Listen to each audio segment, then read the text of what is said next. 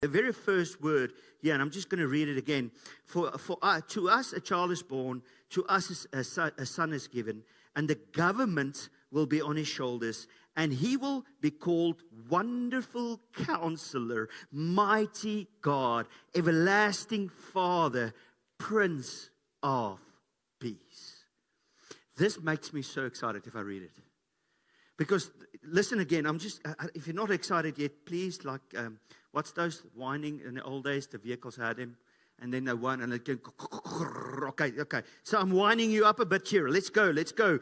For to us a child is born, to us a son is given, and the government will be on his shoulders, and he will be called Wonderful Counselor, Mighty God, Everlasting Father, Prince of Peace.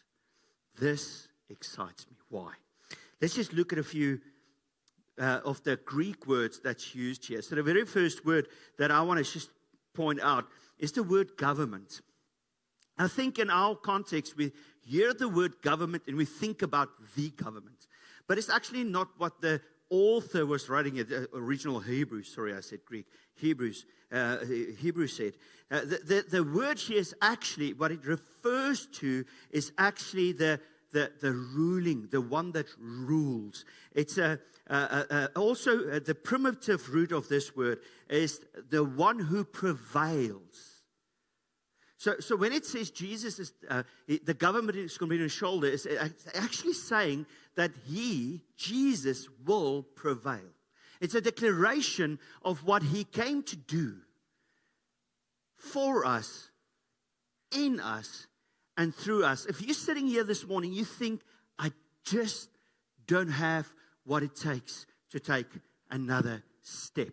It's too difficult. It's too much. Maybe this time of year especially becomes difficult for people where they feel alone and isolated. And you feel like the weight of everything is too much. Listen, this is a prophetic declaration that the government, the one who prevails, Jesus has been born for us.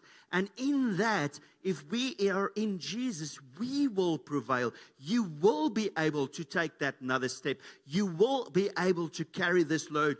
He will strengthen you because he prevailed. Government on his shoulders. And I want to point out, it said specifically, and now you need to listen and follow closely because this is quite a good discovery for us.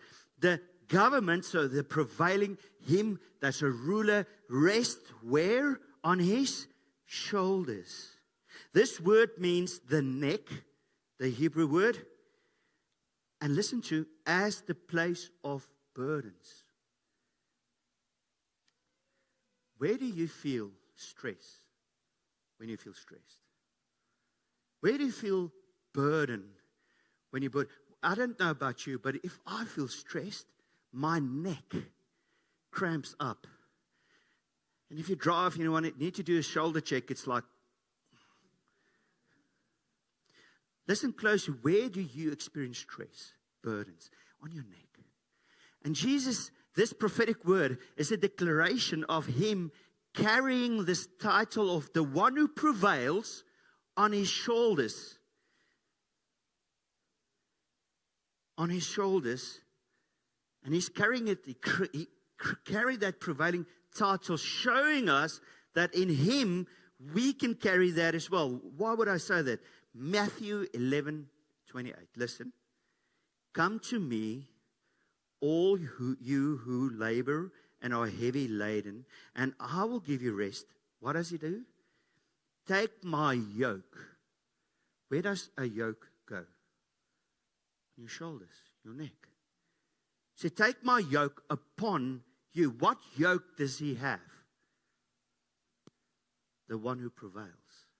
Why?